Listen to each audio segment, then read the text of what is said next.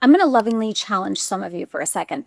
You say you want abundance, but if I looked at your nervous system, like I really got in there, and I looked at your habits, your beliefs, and your relationship you hold with money, would they actually say and tell me the same thing? Stay with me, because what if I told you the reason money feels hard might not actually be the money?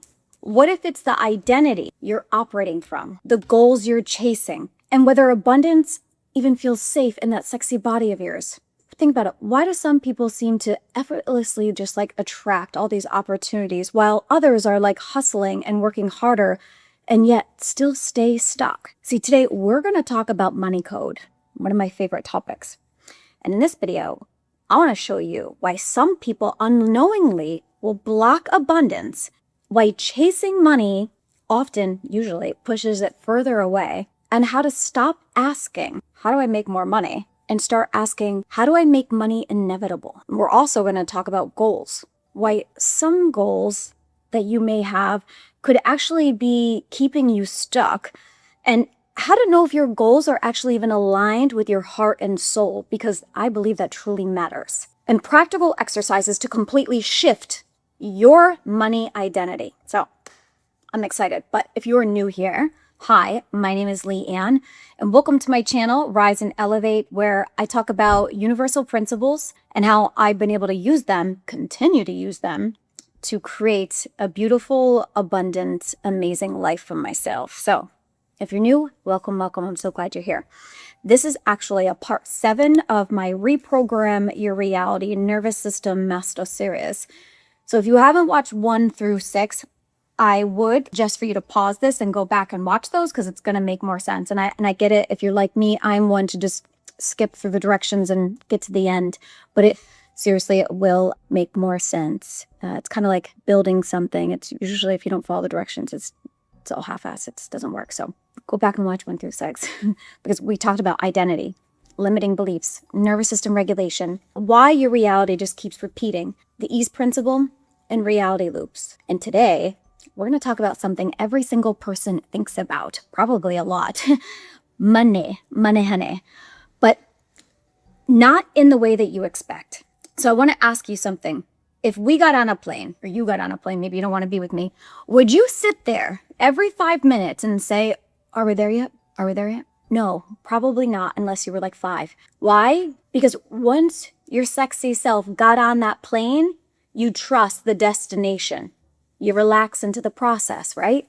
You trust movement is happening. But this is exactly what so many people do with their goals, unknowingly. I'm guilty. We obsess. We grip. We stress. We force, which is never good. Or overthinking, constantly checking. Why isn't it here yet? Why haven't I made enough money yet? Why isn't life changing? And ironically, honey, that energy is just reinforcing one message to the subconscious. I don't have it.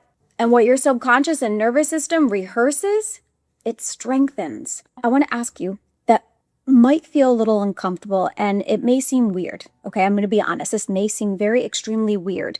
But I know for myself, when I did this practice, everything shifted for me. So ask yourself, are your goals actually yours? Or were they borrowed? Meaning maybe social media told you. Society told you, a comparison told you, or maybe your family told you or has these expectations on you.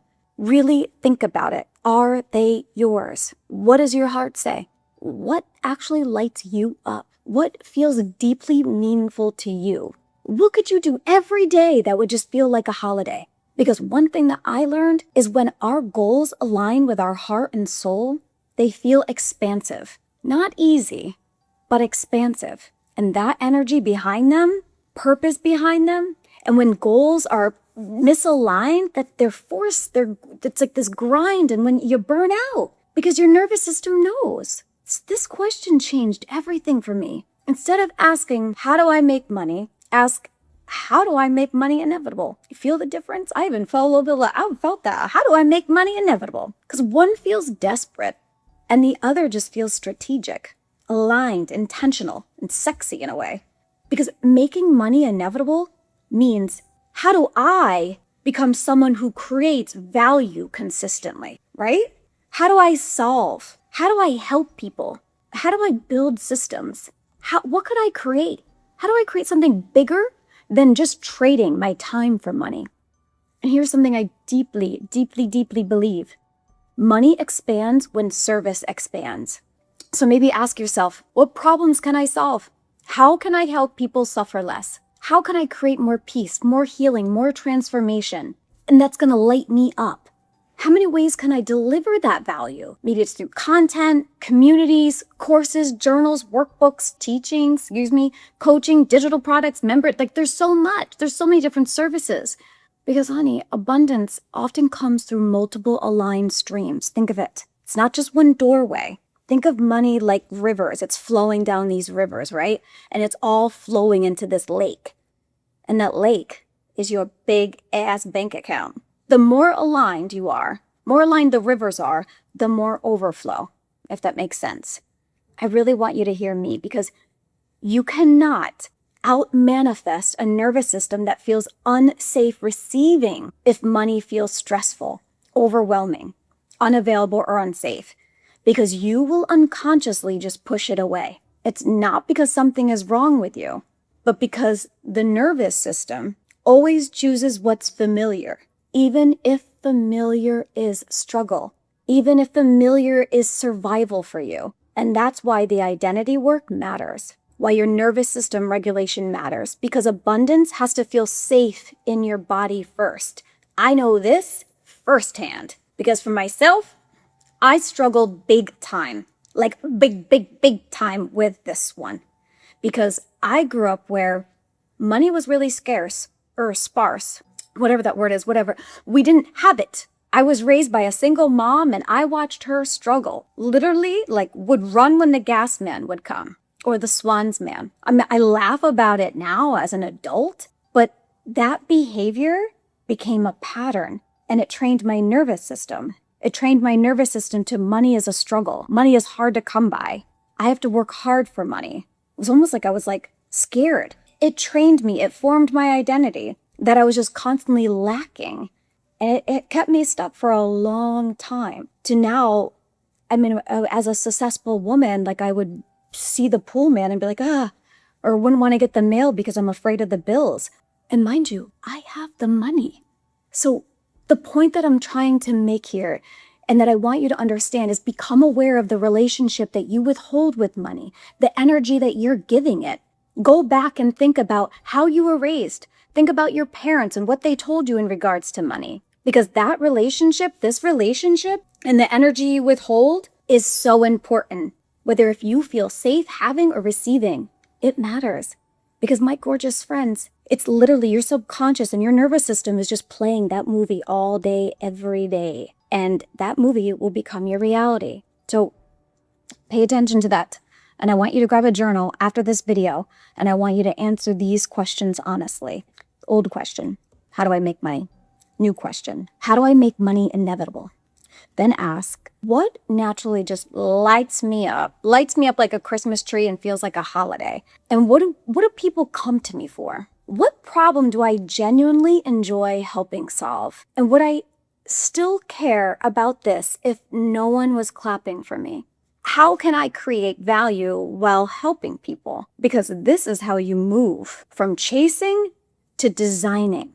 Honestly, one of the biggest shifts for me happened when I stopped obsessing over outcomes and chasing and just started focusing on my purpose and helping people, teaching, sharing what changed my life, talking about this identity and nervous system regulation, the growth, the transformation, and what I've realized and learned.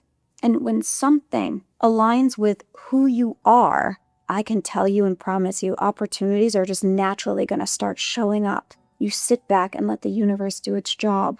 Not overnight, but consistently, because alignment changes everything.